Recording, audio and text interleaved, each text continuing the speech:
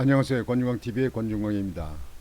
오늘은 11월 2일 목요일 아침입니다. 목요일 오전 방송을 시작하겠습니다.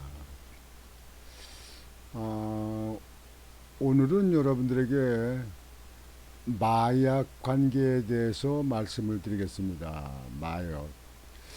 이제 일주일 있으면 헬리원 날이 되는데요.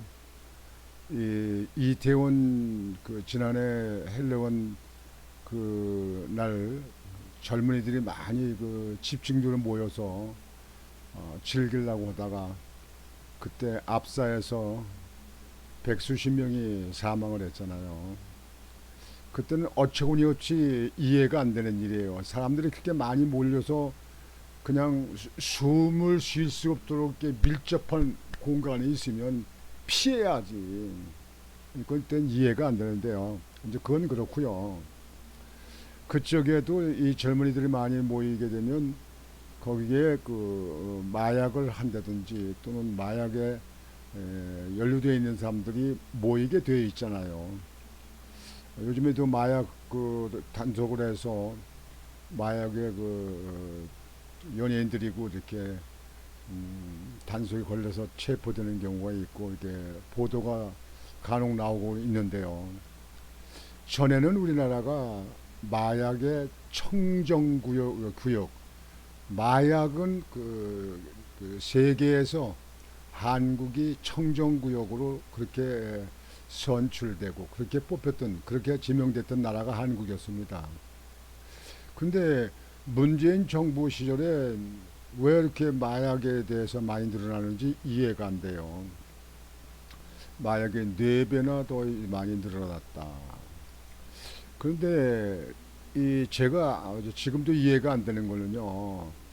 문재인 정부 시절에 마약에 대해서는 그렇게 검찰이 단속을 못하게 하고 그러는 것. 뭐 지금도 민주당에서도 그렇게 합니다만 그래가지고 검찰에서 수사하고 조사하는 거를 단속하는 걸 갖다가 검수완박을 통해서 경찰이 단속을 하게끔 넘겼잖아요. 근데 경찰은 솔직히 일이 많은지 모르지만요. 수사상에 대해서는 사실상 검찰보다는 한 수 떨어지지 않겠습니까? 이게 뭐 여러 가지 그렇죠. 그래서 경찰한테 맡겨놓고 마약이 많이 늘어났다. 그러면 그거에 대해서 문제점을 보완할 수 있는 방법을 해야 되는 거 아니겠습니까? 제가 첫째로 여기에 대해서 의혹을 가는 건요. 왜 그 당시 민주당이나 문재인이는 마약에 대해서 그렇게 노심초사하는데 마약을 단속을 해서 마약을 줄이려고 하는 게 아니라 마약을 단속을 못하게 하는 쪽으로 그래서 경찰한테 넘긴다. 그런데 그 이유가 뭐냐? 여러분들 마약을 단속을 못하게 한다는 것은 무슨 이유입니까? 본인이 마약을 하고 있다는 얘기입니까? 아니면 마약을 해서 나라가 완전히 망쳐져야 그래야 그것이 어느 집단의 이익이 되는 건가? 그렇지 않으면 한국은 마약이 없는데 괜히 마약 하는 사람들이 없는데 마약하고 막 그렇게 한다. 이렇게 하는 건지 난 그거 이해가 안 가요. 이 여러분들 제가 전에도 몇 번 방송했습니다만 이 마약은요. 본인도 완전히 신세를 망치지만 그 중독되면 못 고칩니다. 그건 감옥에다 잡아놓으면 모를까. 그렇지 않으면요. 그건 못 고칩니다. 이 담배 흡연하는 것도 일종의 중독 현상이잖아요. 근데 마약은 중독 현상이 일어나기 때문에 그래서 마약은 자기를 망치고 그러다 보면 가정을 망치고 그 다음에 그 지역 사회를 망치고 더 나아가서는 나라를 망치는 일입니다. 이 마약이 그렇게 중독성이 강해가지고 완전히 폐인간을 만든다. 폐인간. 근데 거기에 대해서 참 나는 퀘션 마크예요. 이해가 안 가요. 왜 마약 단속하는 거 같은 건 그 정치권에서 그 문제될 건 아니잖아요. 저는 마약 단속에 대해서는요, 검찰도 하고 경찰도 하고 행정 공무원들도 하고, 그리고 뭐 그 이외에 뭐 지역사회단체 이런 데서 총체적으로 마약 단속에 나서야 된다고 생각합니다. 그 왜 그러냐면 이 수도권에 밀집된 지역에 있는 사람들 중에서 정보가 있어야 되는데, 마약 건사면 나 마약 겁니다 하고 무슨 뭐 저 가슴에다 명패 달아놓고 합니까? 다 숨어서 오는 거 아니에요. 그러려면 정보를 얻어야죠. 그래서 마약을 단속하는 경찰들은 마약 단속하는 걸 잠복을 해가면서라도 그 우범 지역 또는 정보를 입수하는 그런 정보 라인 이런 것들을 가지고 있어야 되거든요. 그래서 이 마약만큼은 총체적으로 완전히 아주 제거시키는, 우리나라에서 마약은 아주 청정구역으로 다시 돌아갈 수 있도록 그렇게 해야 된다고 생각합니다. 근데 경찰들이 지금 현재 우왕좌왕 하는 것 같아요. 이태원에서 사고 났을 적에 사람들이 많이 모이면 사고 나니까 거기에 대해서만 뭐 경비를 한다든가 뭐 거기에 대해서 안내를 한다든가 질서를 유지한다든가 이런 쪽에만 신경 쓰는 것 같은데요. 마약 단속권은 경찰은 경찰 전 경찰도 다 주는 것이 옳고, 검찰도 하고, 그리고 행정 공무원들도 정보를 입수할 수 있는 라인이 있잖아요. 각 지역의 통장들, 반장들 뭐 이런 사람들이 있잖아요. 그런 라인들이 있잖아. 그럼 그런 사람을 통해 가지고 주변에 뭐 외국인들이 요즘에 많이 와서 살고 있으니까요. 외국인들이라든지 또는 내국인들이 뭐 뒷골목 어느 또 무슨 뭐 카페 뭐 술집 이런 데서도 이게 할 수 있잖아요. 그럴 적에 그 정보가 입수가 돼야 그래 단속에 들어갈 수 있으니까요. 그래서 총체적 우리 국민들이 나서서 이 마약은 완전히 제거시켜야 됩니다. 완전히 우리나라에서 좀 사라지게끔 만들어야 됩니다. 그래서 거기에 대해서 오늘 좀 여러분에게 같이 생각을 좀 해보고자 해서 거기에 대해서 보도를 드리려고 합니다. 헬로윈 마약 단속 손 놓은 경찰. 헬로윈을 앞둔 지난 한 주간 사회부 기자의 가장 큰 이슈는 마약이었다. 이거 언론에서도 이거에 대해서는 적절히 해야 됩니다. 이런 건 잘하는 거예요, 언론이요.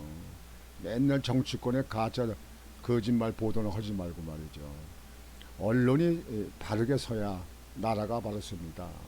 언론이 썩으면 나라는 완전히 냄새가 납니다. 시궁창이 됩니다. 그래서 언론은 언론의 갈 길을 가야 됩니다. 지난 20일 아침 배우 이선균의 마약 사건으로 기자 휴대전화에 메시지 알람이 빗발친 것이 시작이었다. 며칠 뒤에 가수 지드래곤 본명 권지용 마약 투약 의혹이 터졌고, 26일에는 이들에게 마약을 공급한 의사도 입건됐다. 의사가 이 마약을 공급했다. 이 의사는요, 무기징역을 때려야 됩니다. 무기징역을. 의사는 그 마약에 대해서 폐해성을 잘 알잖아요. 그런 사람이 공급을 체결했다. 완전 사형을 시키든지 무기징역을 해야 됩니다. 비슷한 시기 이태원의 클럽에서 마약을 투약, 매매한 11명이 경찰에 검거됐다는 보도자료가 나왔다. 마약은 현재 경찰 수뇌부 최대 관심사의 하나다. 그런데 경찰이 금주 헬로윈 주말을 앞두고 마련한 2023 헬로윈 치안 계획엔 지난해 같은 참사를 막기 위한 인파 관리 방안이 가득하지만 의외로 마약 대책은 눈에 띄지 않는다. 경찰들이 그냥 그 어떤 일을 하면서 말이죠, 그냥 우물쭈물 하는 것 같아요. 이거를 여러 방면으로 이렇게 전문 그 경찰들 배치가 돼야 되는데 말이죠. 마약은 마약, 그리고 뭐 인파 관리는 관리 이렇게 해야 되는데, 지난해 경찰의 헬로윈 대책은 정반대였다. 마약에 집중돼 있었다. 경찰청은 지난해 10월 12일 헬로윈 축제 클럽 마약류 집중 단속 계획을 발표했고, 김광호 서울경찰청장은 참사 전날엔 이태원 헬로윈 마약 단속 경찰 인력을 처음 계획보다 3배 이상 늘리라는 특별 지시를 직접 했다. 그러던 경찰의 시선에서 마약이 사라진 것이다. 헬로윈을 앞두고 지난 23일 열린 서울경찰청 기자간담회에선 경비부장이 27일, 28일 시내 12개 경찰서와 10개 기동대 등 총 1260명의 경찰 병력을 투입해 인파 운집 골목 16곳에서 비상근무하겠다고 자세히 발표했다. 반면 마약 수사를 총괄하는 광역수사단장은 간담회의에 참석하고도 헬로윈 마약 대책에 대해 아무런 언급이 없었다. 경찰 전체의 입장도 헬로윈 관련 마약 신고 처리에 적극적으로 대응하겠다는 원론 수준이었다. 경찰 내부에선 최근 파문이 이어지는 마약 사건이 일회성으로 끝나지 않을 것으로 보고 있다. 그런데도 마약 취약 시기인 헬로윈 주말 대책의 인파 관리만 등장하고 마약이 사라진 건, 이는 지난해 경찰이 마약 단속에만 치중하고 인파 관리에 손을 놓아 참사를 막지 못했다는 질타를 받았기 때문으로 보인다. 이태원 참사의 교훈을 바탕으로 헬로윈 인파 관리에 힘을 쏟는 것은 당연하다. 하지만 그렇다고 해서 마약 대책을 손 놓다시피 한다면 문제다. 치안 대책은 한쪽이 올라가면 반대쪽은 내려가는 시소 타기여서는 안 된다.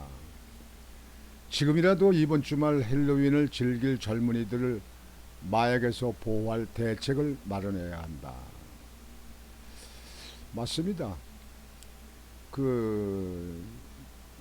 지난번에 인파 관리를 제대로 못해서 사고 났다 그렇게 얘기하면 그쪽에만 또 치중하고만,